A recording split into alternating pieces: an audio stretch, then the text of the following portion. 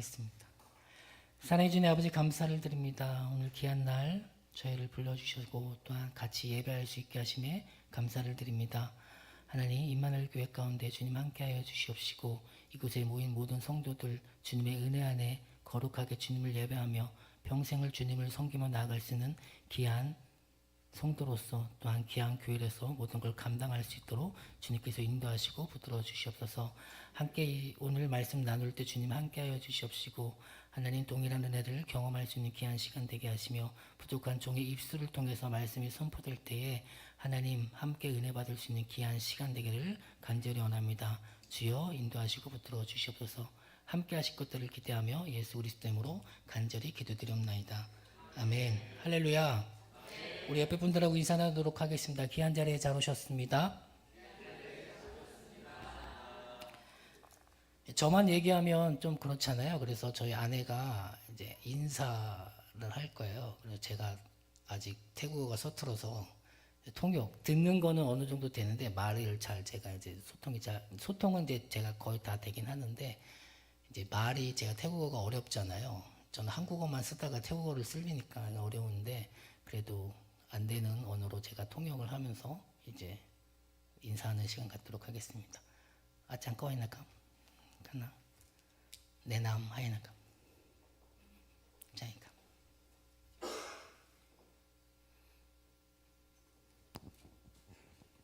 안녕하세요.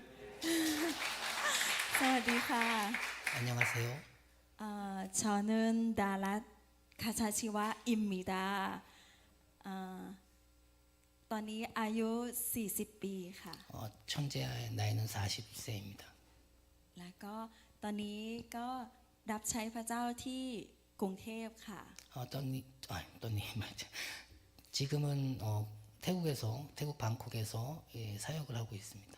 แล้วก็วันนี้รู้สึกดีใจมากๆค่ะที่ได้มาเจอพี่น้องที่ประเทศเกาหลีค่ะ 오늘 여기 모인 성도들 한국 성도들 만나니까 기분이 너무 좋다고 합니다.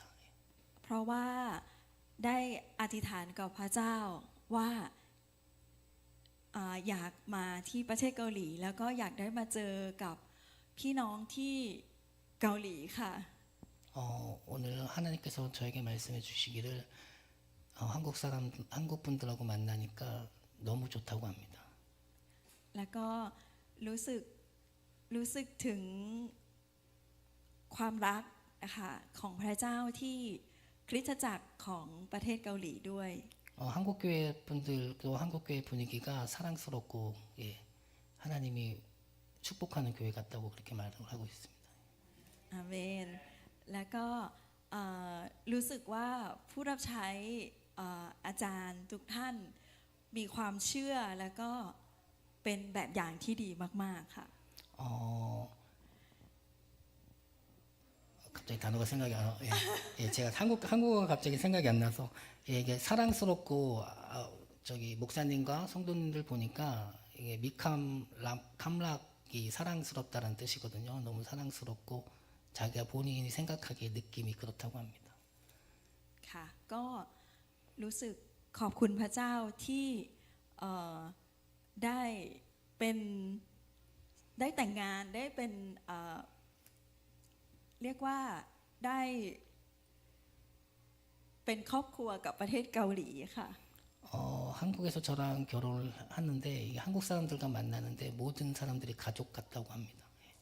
อาเมนก็อยากจะขอบคุณพระเจ้าที่ได้มาที่ประเทศเกาหลีแล้วก็ขอบคุณที่พระเจ้านะคะเป็นความรักแล้วก็ไม่ว่าเราจะอยู่ประเทศไหนก็พระเจ้าอยู่ทุกที่นะคะ 이곳에 하나님이 함께 하시고 한국에 있는 모든 곳에 하나님이 함께 하시고 그런 것들이 자기가 생각하기에 자기가 느끼기에 그런 것들이 보인다고 합니다. อาเมนค่ะ 네, 거쿤캅. ขอบคุณค่ะ 감사합니다. 감사합니다.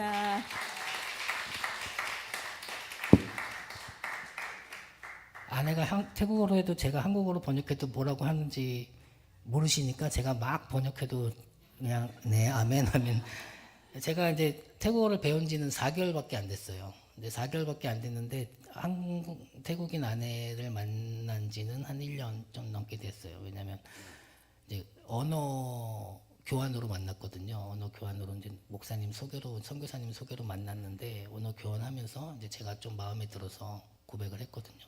저랑 교제를 하자. 그래서 올해 2월 14일에 태국에서 먼저 결혼을 했습니다. 그리고 이제 한국에 가족들이 있고 친구들이 있기 때문에 또 한국에 와서 한 번 더 결혼을 해야 되지 않나라는 생각에 들어와서 이제 4월 18일 날 또 결혼을 하게 됩니다. 저를 위해서 또 아내를 위해서 같이 기도해 주셨으면 감사하겠습니다. 2번 결혼하는 게 쉽지 않아요. 그렇죠?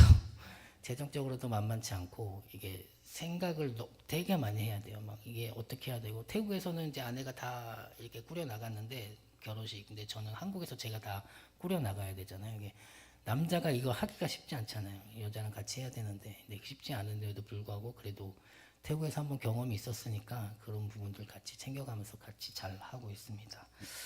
다시 한번 옆에 분들하고 인사 나누도록 하겠습니다. 이 자리가 축복의 자리입니다. 아멘. 네, 말씀 나누기 전에 동영상 있습니다. 지금까지 이제 제가 사역은 1년 들어간 지 1년 반 정도, 한 1년 반 정도 됐는데 파송은 작년 11월에 받았어요. 한국에서 15년 목회하고 이제 작년에 파송받고 선교지로 들어갔는데 사역이 많지 않아요. 왜냐하면 초기 사역이기 때문에 언어에 집중해야 되기 때문에 사역을 많지 않지만 그래도 아내를 도우면서 아내가 하는 사역 도우면서 그동안 있었던 사역들 같이 동영상으로 보도록 하겠습니다.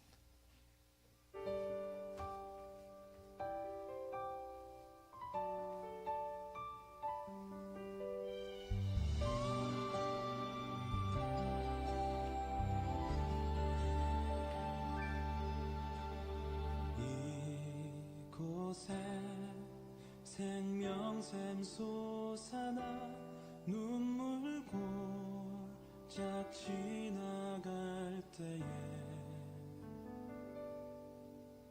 머잖아 열매 맺히고 웃음소리 넘쳐나리라.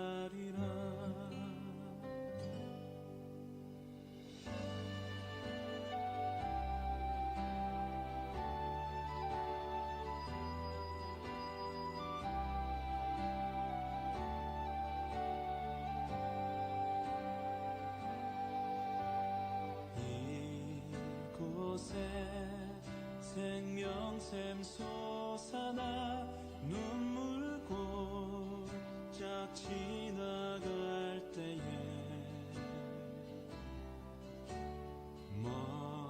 머잖아 열매 맺히고 웃음소리 넘쳐나리라.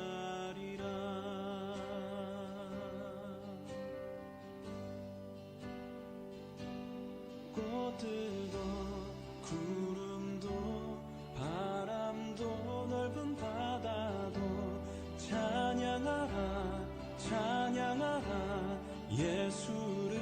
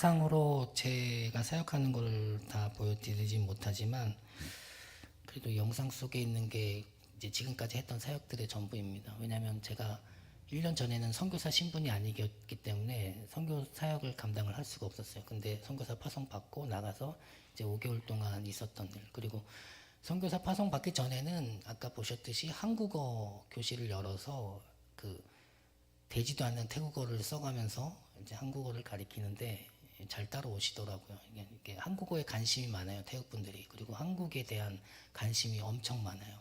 그래서 혹시 한국어 교원 자격증 있으시면 태국 가셔서 태국인들 가리키셔도 되고, 또한 여기 한국 내 태국인들이 있어요. 태국인들이 한국을 엄청 좋아해요.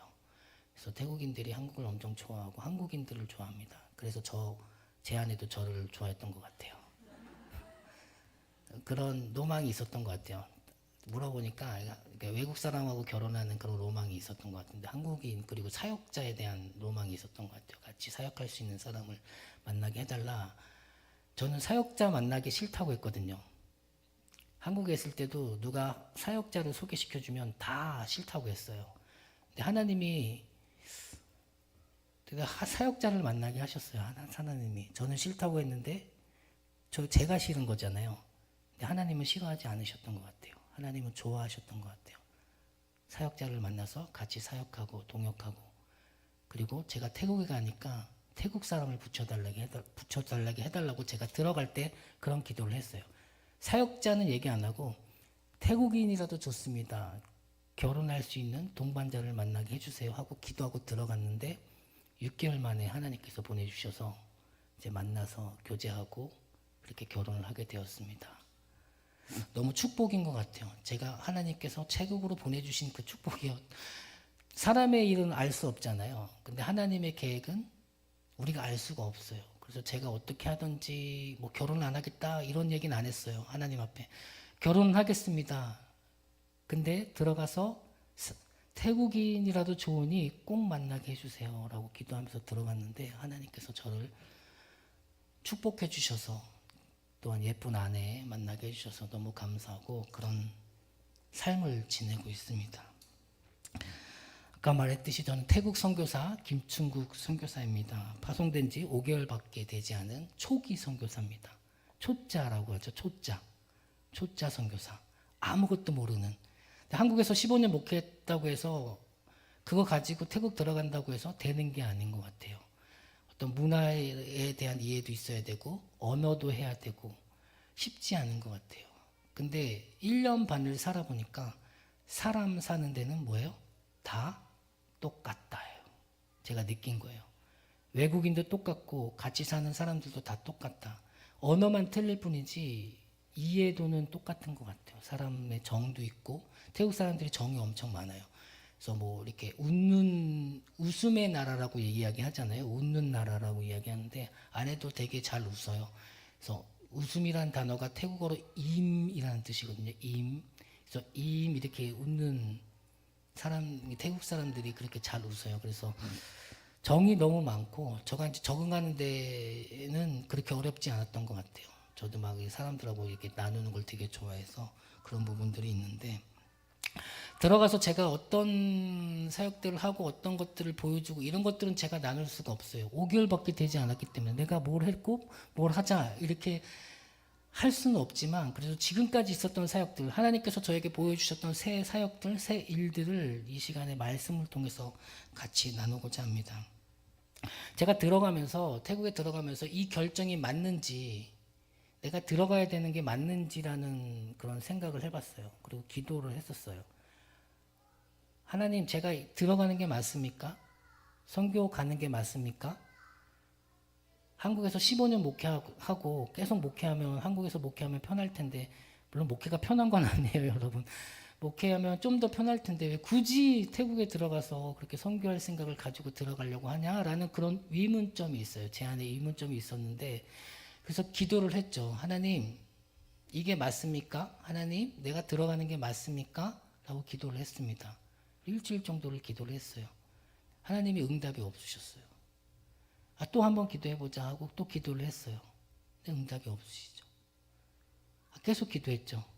이게 맞습니까? 이게 맞습니까? 그리고 결정을 했죠. 하나님께서 응답하신 것 같아요. 계속 기도하게 하신 게 하나님께서 응답하신 것 같아요.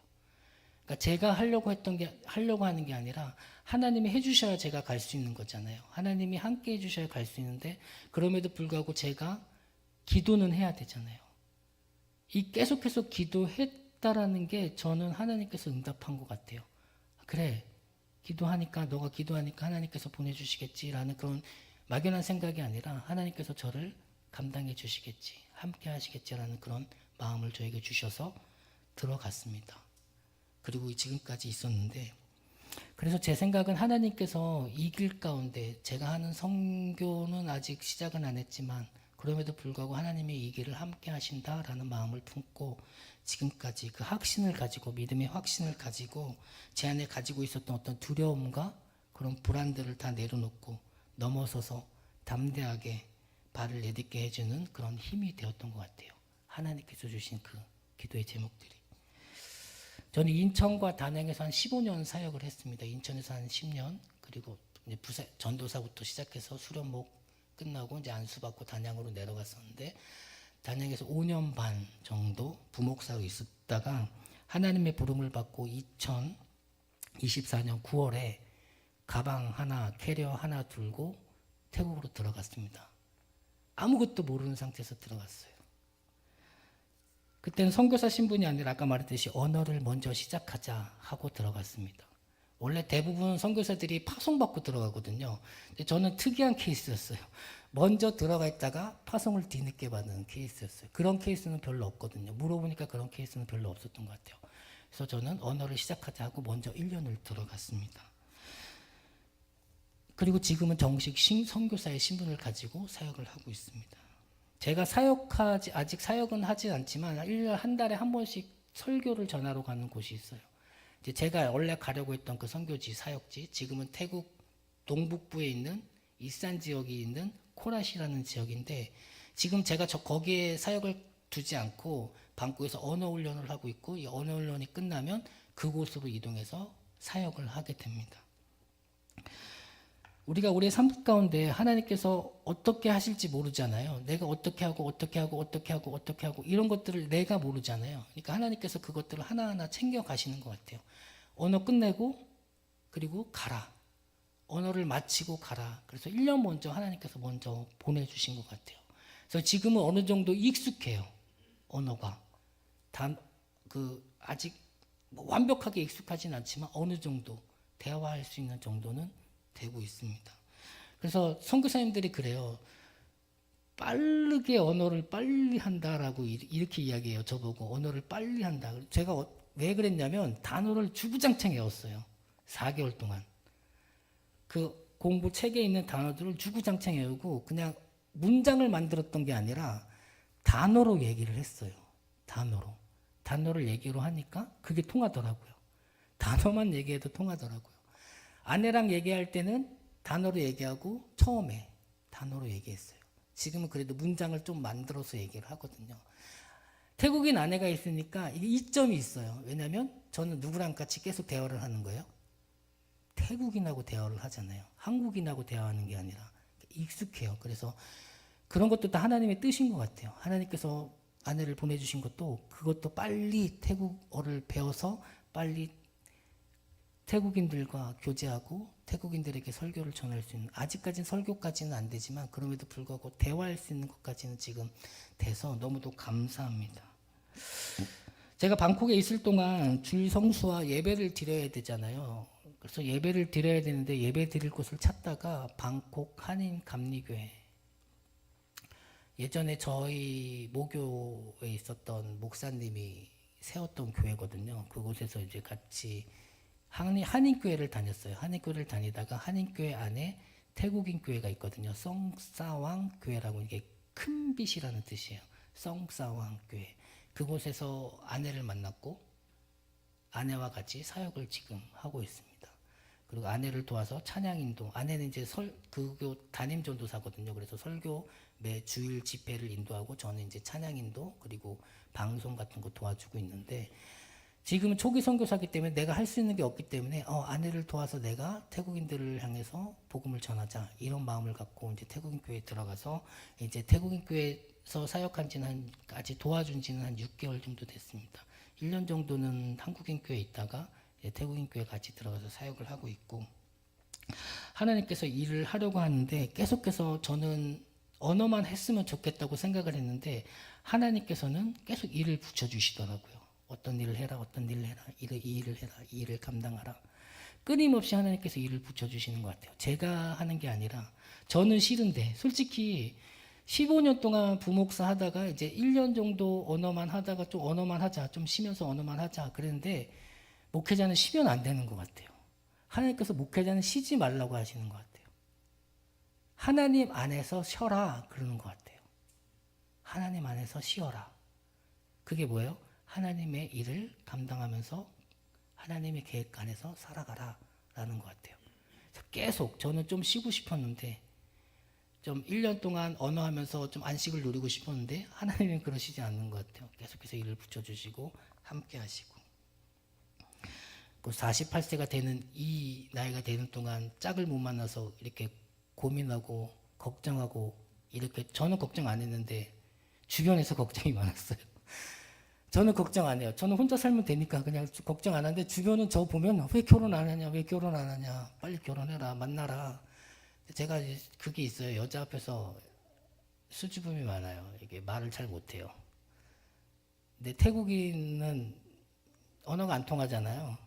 그러니까 용기 내서 했죠. 그냥 용기 내서 해서 만나서 그렇게 48세 동안 만나지 못했던 아내를 만나서 2월 14일, 그것도 발렌타인데이 때 태국인들이 제일 좋아하는 그날에 날짜 맞춰서 같이 결혼을 했습니다.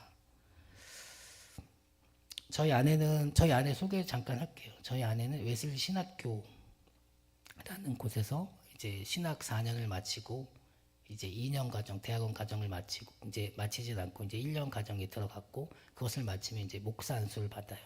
태국인 감리교회, 태국 감리교회에서 목사를 안수를 받고 활동을 할 수가 있습니다. 이제 목사로서 활동을 할 수가 있는데 고민을 했어요. 제가 저 만나고 나서 고민을 하더라고요. 공부를 더 해야 되나? 그냥 같이 선교하는 일을 도우면 안 되나? 근데 제가 얘기했어요. 지금까지 공부했으니 끝까지 다 해라. 6년 동안 마쳐라. 그거 마치고 목사 안수 받고 나랑 같이 사역하자. 목사 안수도 받고 하는 게 더 좋을 것 같다라고 해서 결정을 하고 고민하다가 이제 결정해서 공부를 다시 2년 과정을 시작을 했습니다. 그리고 아내는 방콕 사람이에요. 그러니까 사람들이 물어봐요. 방콕, 이게 얼굴이 까무잡잡, 방콕 사람들은 얼굴이 대부분 하얘요. 방콕에 있는 사람들은 얼굴이 대부분 하는데 아내는 좀 약간 까무잡잡하잖아요. 그래서 땅땅아시라고 해갖고 이제 다른 지역 사람 아니냐라고 물어보는 사람이 있는데, 아내는 태국 방콕 토백입니다.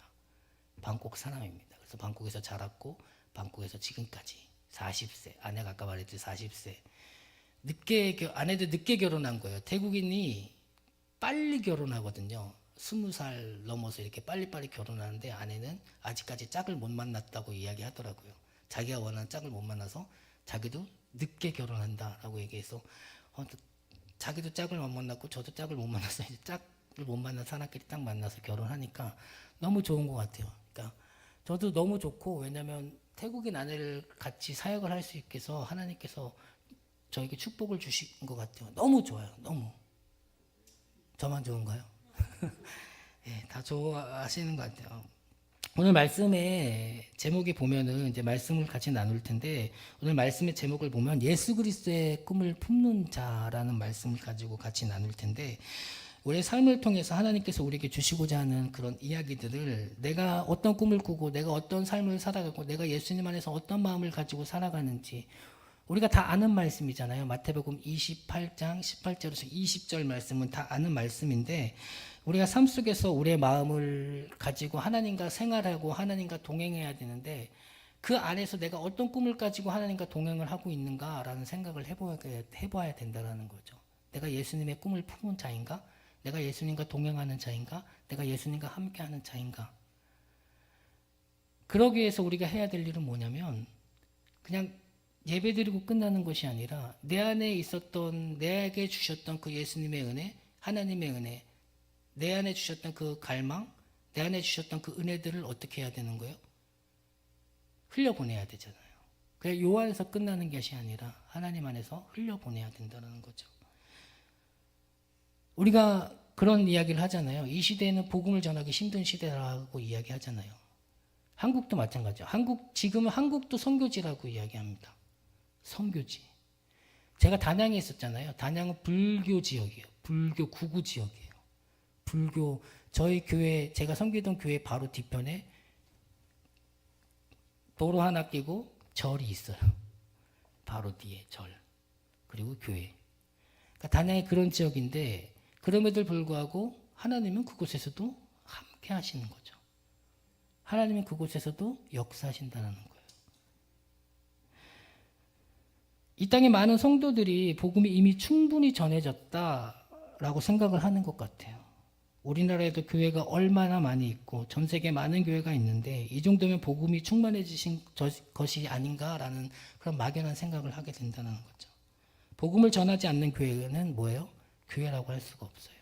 하나님의 말씀을 전하지 않는 교회, 예수님의 사랑을 전하지 않는 교회는 교회라고 할 수가 없죠.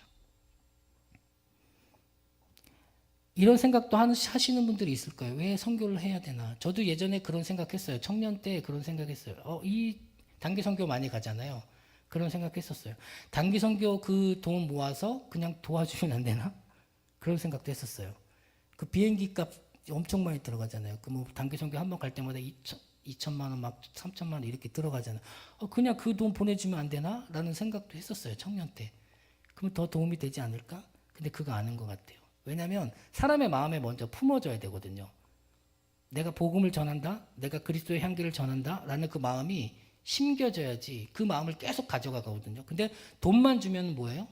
그게 그냥 거기서 끝나요. 그런 생각을 했던 거예요. 제가 그런 어리석은 생각을 했던 거죠. 돈만 보내면 그냥 거기서 끝난다라는 생각을 했던 거죠. 근데 돈만 보내는 것이 아니라 같이 가서 같이 보고 같이 사역해야 하나님께서 우리에게 마음을 품어주시고 그리스도의 마음을 품고 하나님께서 나에게 선교를 하라는구나 라는 그런 마음을 주신다는 거죠. 여러분들 저희 코라스에 센터가 있어요. 아까 여기 한번 PPT 한번 보여주실래요? PPT? 이게 제가 사역할 코라 센터예요. 이거는 이거요. 여기요. 코라 센터인데 여기가 세 동으로 되어 있어요. 아직은 완벽하게 저 세 동은 완벽하게 다 지어져 있고요. 그리고 이제 이쪽 편에 좀 건물을 짓는데 제가 짓는 건 아니에요. 교인들이 도와서 여러 교회들이 도와서 센터장님을 비롯해서 많은 사람들이 같이 도와줘서 저는 이제 그곳에 가서 제가 도왔던 건 뭐냐면 제가 이제 전기를 전공했었어요. 그리고 전기 관련 일을 했었어 가지고 저희 가서 이제 전구들 다 구멍 뚫고 천장 뚫고 전구 달고 선 연결하고 이런 것들을 7월 달에 이게 제가 한번 선교 파송 받기 전에 들어가서 그 일들을 감당해 같이 도와줬거든요. 그러니까 저곳에서 저희가 사역을 하게 되는데 아까 말했듯이 선교는 돈만 보내서 끝나는 것이 아니라 도와주는 것으로 끝나는 것이 아니라 직접 와서 봐야 돼요. 어떤 일들을 하고 어떤 것들을 하고 그래야지 선교사님들이 이런 일들을 하는구나. 선교사님들이 어떤 일들을 하는구나 라는 것들을 직접 봐야 그 경험을 해봐야 선교의 마음을 품을 수가 있어요. 돈만 보내면 좋죠. 선교사들은 그냥 그 돈 가지고 사역하면 좋은데 그건 하나님의 생각이 아닌 것 같아요. 하나님의 마음이 아닌 것 같아요. 각자의 마음 가운데 어떤 예수 그리스도의 마음을 품고 선교를 해야 된다라는 것들을 심겨져야 되는 거죠. 내 마음 가운데. 심겨져야 그 일들을 감당할 수 있다는 거죠. 사도 바울이 로마서 10장 13절에서 15절에 이렇게 말을 합니다. 제가 새번역 성경으로 읽어드리도록 하겠습니다. 주의 이름을 부르는 자는 구원을 얻을 것입니다. 그런데 사람들은 자기들이 믿은 적이 없는 분을 어떻게 부를 수 있겠습니까? 또 들은 적이 없는 분을 어떻게 믿을 수 있겠습니까? 선포하는 사람이 없으면 어떻게 들을 수 있겠습니까? 보내심을 받지 않았는데 어떻게 선포할 수 있겠습니까? 이게 뭔 말이에요? 가야죠. 가야죠. 보지 않았는데 내가 어떻게 믿을 수 있겠습니까? 부르지 않았는데 내가 어떻게 믿을 수 있겠습니까? 가지 않았는데 내가 어떻게 믿을 수 있겠습니까? 이런 말들을 하고 있는 거예요. 너무 상식적인 이야기인데 주 예수 그리스도 이름을 부르는 사람들은 구원을 얻습니다. 그리고 하나님의 자녀가 됩니다. 가르쳐 주지 않았는데 어떻게 그 이름을 부를 수 있겠습니까? 가서 가르쳐 주려고 하는 사람이 없다면 어떻게 그들이 복음을 들을 수 있겠습니까? 보내주는 교회가 뒤에 없다면 어떻게 선교사들이 복음을 전할 수 있겠습니까? 너무 지극히 상식적인 이야기죠. 교회가 시작되고 지금까지 2000년 동안 변하지 않고 있는 진실은 바로 뭐냐면 누군가 복음을 들고 복음을 알지 못하는 사람에게 가서 복음을 전해주지 않는다면 끝까지 예수 그리스도에 대해서 알 수 없는 사람들이 많이 있다라는 사실이라는 거죠. 여러분, 복음을 전하는 일이 하나님의 마음이 우리 안에 소용돌이 쳐야지 그 일들을 감당할 수가 있어요. 하나님의 마음. 하나님의 마음으로 돌아가야 돼요. 그래야지만 그 일들을 감당할 수 있습니다. 예수님의 꿈으로 돌아가야 되는 거예요. 오늘 말씀을 통해 그 예수님의 꿈 이야기를 같이 나눠보고자 합니다. 오늘 말씀을 다시 한번 우리 큰 목소리로 다시 한번 읽어볼까요? 같이 읽도록 하겠습니다. 예수께서 나와 말씀하여 이르시되 하늘과 땅의 모든 권세를 내게 주셨으니 그러므로 너희는 가서 모든 민족을 제자로 삼아 아버지와 아들과 성령의 이름으로 세례를 베풀고 내가 너희에게 분부한 모든 것을 가르쳐 지키게 하라.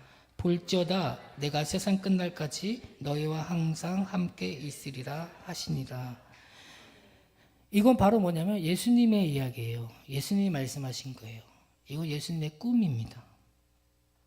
예수님의 꿈이 무엇이냐면 모든 민족으로 제자로 삼는 것입니다. 모든 민족을 제자로 삼는 것. 유대인들로 충분하지 않으셨던 것 같아요. 유대인들로. 사마리아인들로 충분하지 않으셨던 것 같아요. 땅끝까지 이르러 모든 열방으로 하나님의 백성을 삼는 것. 그게 예수님의 꿈인 것 같아요. 예수님의 말씀이죠. 복음을 전하는 일은 그 예수님의 꿈을 품는 겁니다. 예수님께서 하신 말씀, 이것을 품고 하는 거예요. 그 예수님의 꿈으로 돌아가는 것. 예수님의 꿈은 교회의 사람들이 늘어가는 것이 아니라 모든 민족이 뭐예요? 복음을 들고 하나님의 뜻을 따라 사는 거예요. 예루살렘과 온 유대와 사마리아와 땅끝까지 이르러 증인으로 가득하게 되는 게 예수님의 꿈이라는 거죠. 예수님의 꿈은 열방이 주 앞으로 돌아오는 겁니다. 모든 민족이 예수님을 주로 고백하는 것이 예수님의 꿈입니다. 그런데 전해주는 이가 없는데 어떻게 예수님을 믿을 수 있겠습니까? 전해주는 이가 없는데. 믿지 못하는 일을 어떻게 우리가 부를 수 있겠습니까? 그리고 보내지 않는다면 누가 갈 수 있겠습니까? 간다고 헌신해도 보내줄 수 있는 교회가 없다면 어떻게 선교사의 꿈을 품은 자들이 나아갈 수 있겠습니까? 저도 고민했어요. 파송교회에 대한 고민을 했습니다.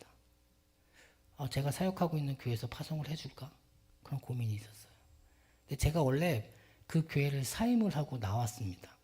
단양에서 교회를 사임하고 아산으로 부목사로 이제 또 이동하려고 하는 차에 태국에 가서 이것들을 다 보고 같이 보면서 기도하면서 하나님께서 나에게 다시 한번 선교사의 꿈을 품게 하시는구나 라는 마음을 가지고 단양교회로 가서 장로님들과 목사님들 만나서 제가 지금은 사임을 했지만 파송을 해주셨으면 감사하겠습니다.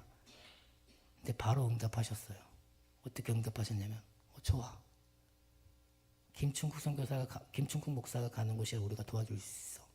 라고 해서 바로 승낙을 하셔가지고 제가 바로 결정하고 태국으로 바로 들어갔어요. 바로 결정하고 그렇게 들어갔습니다. 보내주는 이가 있는 거예요. 그리고 보내주는 교회가 있습니다. 근데 보내주는 교회가 보내주는 교회로 끝나는 것이 아니라 같이 봐야 돼요.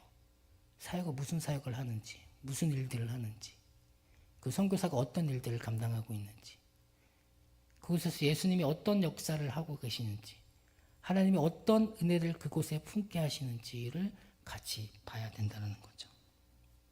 우리가 예수님의 마음, 그 꿈을 품는 마음을 갖기 위해서 오늘 저는 여러분들과 두 가지 생각을 나누고자 합니다.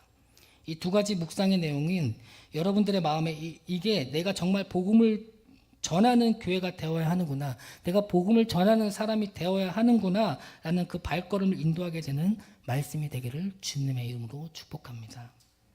우리가 예수님의 꿈을 위해서 꾸며야 할 첫 번째 생각은 바로 뭐냐면 예수 그리스도의 복음이 없는 비참한 상태에 대한 애통함을 품어야 돼요. 애통함. 내 안에 예수 그리스도를 전해야 되는 그 마음이 없다라는 그런 비참한 애통함이 우리 안에 있어야 된다는 거죠. 아, 내가 예수님을 전해야 되는구나. 그런 애통함이 우리 안에 있어야 된다는 것입니다. 복음을 전하는 일은 우리의 영정과 어떤 열정과 열심으로 되는 것이 아니라 책임과 의무로도 할 수도 없습니다. 그 일은 우리가 복음을 알아야 시작할 수 있는 거예요. 예수님을 알아야 시작할 수 있는 겁니다. 열정만으로 할 수 없어요. 책임과 의무감으로 할 수 없습니다. 예수님을 알아야 할 수 있는 것입니다. 복음이 뭡니까? 복음이 뭐예요? 복음. 저는 학교 다닐 때 복음에 내리가 딱 스치는 게 복음은 예수 그리스도. 복음은 예수님. 예수의 이름을 부르는 자들이 구원을 얻는다라고 이야기합니다. 예수 그리스도라고 하는 그 복음을 만나면 내가 하나님의 자녀가 된다고 하는 것이 뭐예요? 복음이죠. 그런데 복음이 없는 상태의 그 비참함, 복음을 알지 못하고 있는 사람들이 처해 있는 상황의 어떤 어두움, 이게 우리의 마음에 아픔이 되지 않으면, 이게 우리 마음에 어떤 거룩한 불편을 주지 않으면 나는 복음을 전할 수 없어요. 복음을 듣지 못하는 자에 대한 애통함이 내 안에 있어야 된다는 거죠. 아직도 복음을 듣지 못하는 사람들이 우리 곳곳에 있잖아요. 한국에도 있습니다. 이곳에도 있습니다. 복음을 알지 못하는 그 사람들에 대한 애통함이 우리 안에 있어야 돼요. 그래야지만 복음을 전할 수 있어요. 이게 우리의 마음에 소용돌이 치지 않으면 그 일은 그냥 뭐예요? 엑스트라에 불과해요. 그냥 주변 일들밖에 안 될 수밖에 없어요. 엑스트라는 뭐예요? 해도 되고 안 해도 되는 거. 근데 예수님의 일은 뭐예요? 해도 되고 안 해도 되는 일이 아니잖아요. 꼭 해야 되는 일이죠. 복음을 전하는 일도 마찬가지예요. 꼭 하셔야 되는 거예요. 왜냐하면 복음은 예수 그리스도시니까.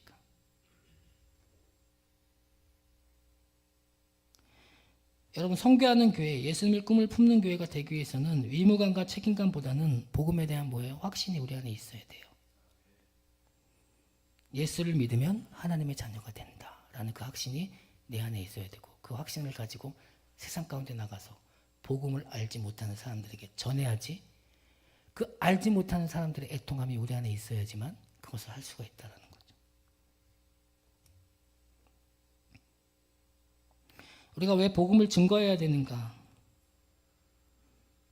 예수님의 꿈을 품는 믿음을 갖기 위해서, 내가 복음을 전하기 위해서 내가 왜 복음을 증거해야 되는가? 그건 바로 뭐냐면 복음을 예수님을 믿는 자들에게 영원한 생명이 주어지는 거예요. 그래야지만 우리는 복음을 전해야 되는 거예요. 영원한 생명이 그 안에 들어가야 돼요. 아, 너도 예수님 믿으면 살 수 있어. 너도 예수님 믿으면 구원받을 수 있어. 너도 예수님 믿으면 은혜 받을 수 있어. 지금까지 너의 삶이 이렇지만 너가 예수님 믿으면 그 삶에 하나님께서 은혜를 더 부어주셔. 예수님께서 더 은혜를 부어주셔. 그것이 우리 안에 확신이 있어야 된다는 거죠. 내 안에 그 확신이 없으면 내가 예수님을 전할 수가 없어요. 복음을 전할 수가 없죠. 모든 민족을 제자로 삼는 예수님의 꿈을 품기 위해서는 우리는 복음에 대한 확신을 갖고 있어야 되는 겁니다. 두 번째, 예수님의 꿈으로 돌아가는 그 믿음, 그런 믿음을 갖는 성도, 그런 믿음을 가지는 교회가 되기 위해서 우리는 예수님의 꿈을 이루어 드리는 그 일에 성도들의 뭐예요? 헌신과 희생이 있어야 된다는 거예요. 성도들의 헌신과 희생. 성도는 뭐예요? 거룩한 백성이죠. 하나님의 백성. 목사도 마찬가지예요. 거룩한 백성이죠. 하나님의 성도죠. 그 일을 품고 나가야 된다는 거죠. 구약에 보면 엘리야 선지자 이야기가 나옵니다. 엘리야가 우상숭배에 빠져있는 이스라엘을 향해서 하나님의 심판의 메시지를 전합니다. 3년 반 동안 기근이 있을 것이다. 그리고 하나님께서는 이 기근 기간 동안 엘리야를 돌볼 사람 한 명을 준비해 두시죠. 그러면 어떤 사람이겠어요? 3년 반 동안 기근이 와도 먹고 사는데 지장이 없는 사람을 하나님께서 붙여주셔야 되잖아요. 그렇죠? 3년 반 동안 기근이 있을 것이니까. 하나님이 그렇게 하셔야 되죠. 성경은 그렇게 이야기 안 하죠. 어떻게 이야기해요? 하나님께서 준비한 사람이 누구예요? 과부죠, 과부. 찢어지게 가난한 뭐예요? 과부입니다. 하나님께서 3년 반 동안 기근이 있을 것이다라고 말씀 이렇게 전해요. 그에게 전해주죠. 그러면 3년 반 그 기근 동안 먹을 것을 줄 수 있는 사람을 붙여주셔야 되잖아요. 근데 찢어지게 가난한 과부를 붙여줘요. 사르밧에서 살고 있는 과부를 만나는 장면이 성경이 어떻게 소개를 하냐면 여인이 나와서 땔감을 줍고 있어요. 그리고 빵을 구워 먹으려고 땔감을 준비합니다. 엘리야가 말을 걸죠. 물 한 잔 가져다 달라고 이야기하죠. 그리고 올 때 뭐예요? 내가 배고프니까 뭐예요? 빵도 조금 가져다 달라 이야기합니다. 여인이 뭐라고 이야기하면 저는 빵이 없습니다 라고 이야기하죠. 사실 제가 이렇게 나뭇가지를 줍고 있는 것도 마지막 나누은 밀가루로 음식을 만들고 나하고 내 아들하고 그것을 먹고 내가 죽으려고 하는 건데 그래서 나는 당신한테 줄 빵이 없습니다 라고 이야기합니다. 여인의 모습을 한번 상상해 보세요. 여인의 모습. 마지막 음식을 먹고 죽으려고 하고 있어요. 그러면 엄마는 이미 뭐예요? 굶기를 밥 먹듯이 했을 것이에요. 아들한테 줄 것을 주고 자기는 굶기를 밥 먹듯이 했을 거라는 거죠. 피골이 창백하게 말랐을 것이고 얼굴은 분명 새카맣게 변해 있을 것이고 누가 보아도 넉넉하지 않았을 모습을 우리는 상상할 수 있습니다. 하나님의 사람이라면 그런 여인이 먹을 게 없습니다. 이제 이거 가져다가 먹고 죽으려고 합니다. 하는데 제가 실례했습니다. 제가 하나님의 선지자인데 당신의 사정을 다 알았으니 내가 당신이 잘 먹고 살 수 있도록 도우겠습니다. 해야 되는데 엘리야가 뭐라고 요구하냐면 당신 사정이 그렇군요. 근데 일단 나부터 빵을 주십시오 라고 이야기합니다. 성경에서는. 어떤 이야기인지 저희는 어떤 느낌인지 전혀 모르겠어요. 그냥 빵을 달래요. 이게 얼마나 비상식적인 이야기예요. 그리고 비인격적인 이야기죠. 비신앙적이고 비신사적인 이야기죠. 그런데 엘리야는 이 여인이 모르는 것을 알고 있습니다. 뭐예요? 여인이 이 밀가루로 빵을 만들어서 먹으면 죽는 거예요. 아들도 죽는 겁니다. 그런데 그 밀가루를 엘리야에게 가져다 주면 뭐예요? 여인도 살고 아들도 살고 엘리야도 죽지 않는다라는 거예요. 성경상의 이야기로 보면 비인격적인 이야기예요. 근데 하나님의 이야기로 들어보면 엘리야도 살고 엄마도 살고 아들도 산다라는 거죠. 밀가루가 마르지 않고 병의 기름이 마르지 않는 것을 하나님께서 뭐예요? 약속하셨기 때문이라는 거죠. 여러분, 우리가 선교사들을 돕고 있다라는 생각을 하시죠? 선교사들을. 많은 교회들이 선교사들을 돕고 있다라고 이야기합니다.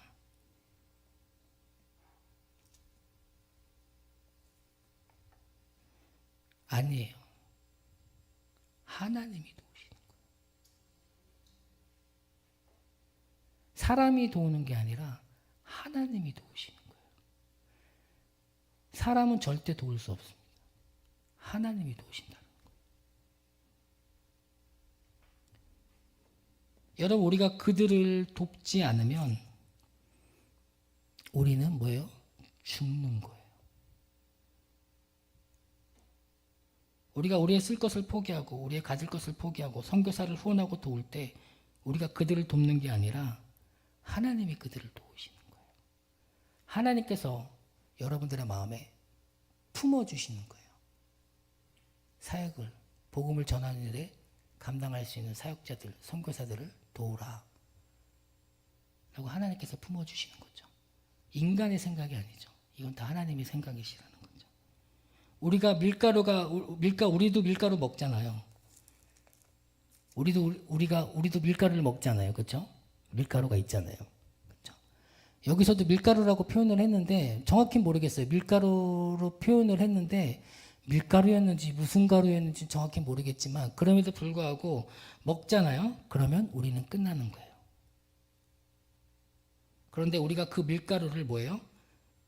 선교사들에게 내어주고 선교지에 흘려보내기 시작하면 그것이 뭐예요? 생명이 되고 소망이 되고 능력이 되고 복음의 행진이 될 수 있다는 거죠.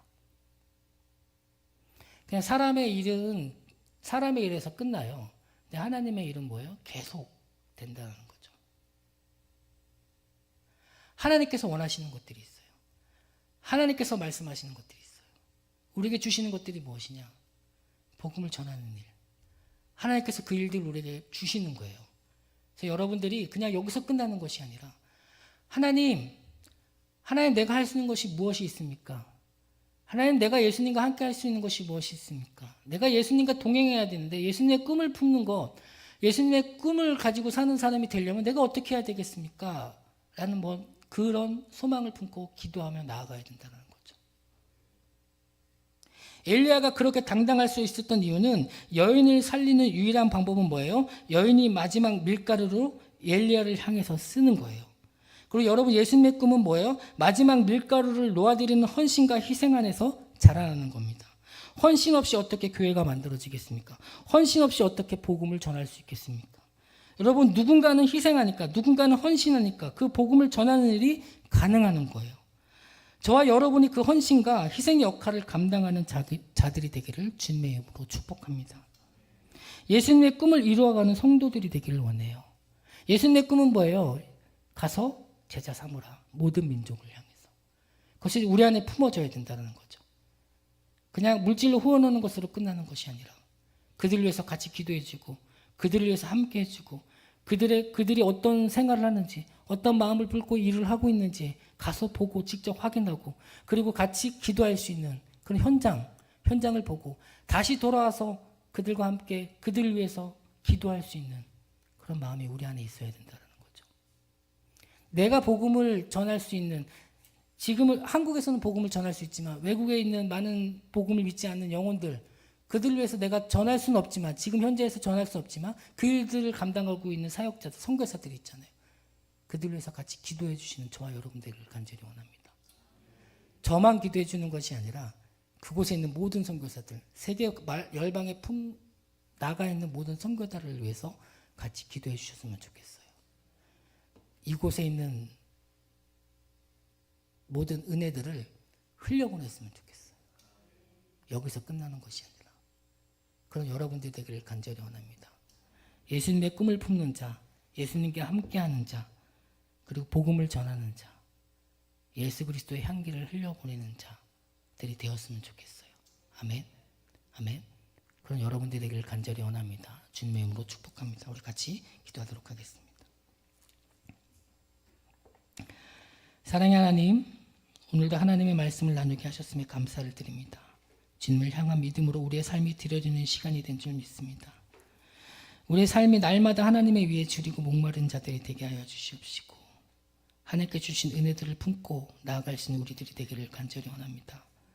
하나님 내 안에서 끝나는 것이 아니라 내 안에 주었던 그 은혜들을 그 사랑을 세상에 흘려보낼 수 있는 자들이 될 수 있도록 인도하여 주시옵시고 하나님의 계획 안에서 하나님의 일을 감당할 수 있는 우리 모두가 되기를 간절히 원합니다.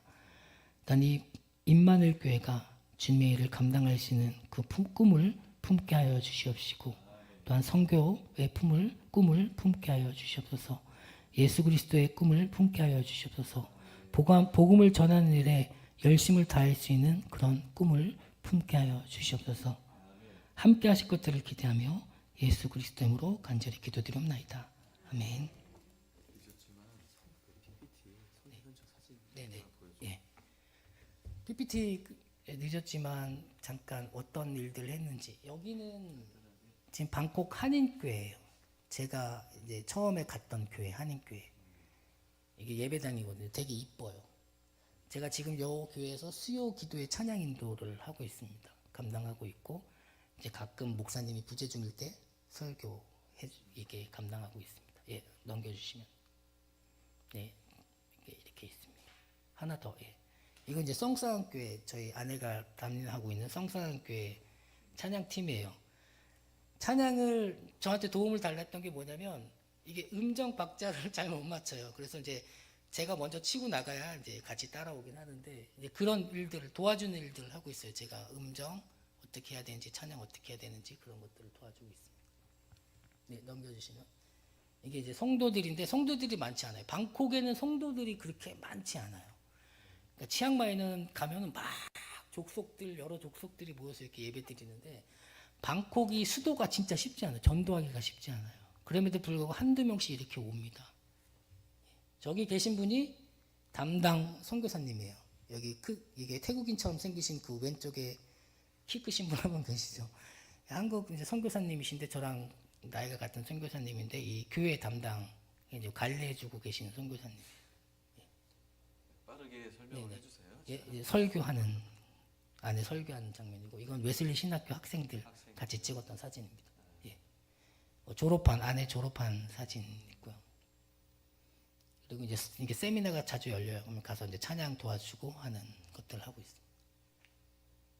예, 같은 거고. 여기는 이제 아내가 살고 있는 동네. 이제 아내는 방콕이긴 한데 방콕 외곽이에요. 우리가 이야기하면 서울 외곽이라고 생각하시면 돼요. 그 지역에 전도사님, 치앙마이에서 내려와서 훈련받고 내려와서 지금 방콕에서 사역을 하고 있는 그 남자 전도사님이신데 이제 같이 방문했던 사진입니다. 예, 쭉 넘겨주면 그 교회 아이들 사역하고 있는. 이건 이제 동네 이장님 소개로 아이들 모여서 같이 학교에서 학교 아이들 그 마을에 모여서 같이 전도하고 같이 선물 나눠주고 하는 시간이었어요. 예, 이건 아예 학교에 들어간 거예요. 아예 학교 소개받아서 들어가서 이제 아내가 말씀 전하고 설교하고 이런. 선교센터 한번 보여주시면 좋겠어요. 네, 선교센터 한번 보여주실래요? 쭉 넘겨주시면. 넘겨보시면 네, 이게 선교센터 초기예요, 초기. 처음에 아무것도 없었어요. 그냥 리조트 짓다가 만 그 터예요. 지금 나오는 게 선교센터 지금 처음에 모습인 것 같아요. 처음 모습입니다. 이제 공사 이제 시작하려고. 예, 저게 저예요. 구멍 뚫고 전구 달고 이런 거 하는 거 제 접니다. 예. 그리고 이제 지금 현재 이제 저 세 동은 다 지어졌어요. 그리고 저기 앞에 수영장이 있는데 저건 수영장은 저희가 막아버리려고 해요. 왜냐하면 수영장을 관리하기가 너무 쉽지가 않아서 저걸 말라서 야외 예배당으로 만들려고 하고 계획 중에 있어요. 예. 이제 방이에요. 방에 보면 인덕션도 있고 선풍기도 있고 에어컨도 있고 다 침대도 있고 설치해 있습니다. 오시면 여기서 생활할 수 있으세요. 만약에 오시면 제가 만약이라고 얘기하지만 꼭 오시라는 거예요. 저는 만약이라고 이야기하지만 꼭 오시라는 거예요. 꼭 오셔서 같이 오셔서 보셨으면 좋겠습니다. 이 예배당, 예, 예배당. 이 같이 이제 초청 감사 예배 드렸던. 박수해 주시겠어요?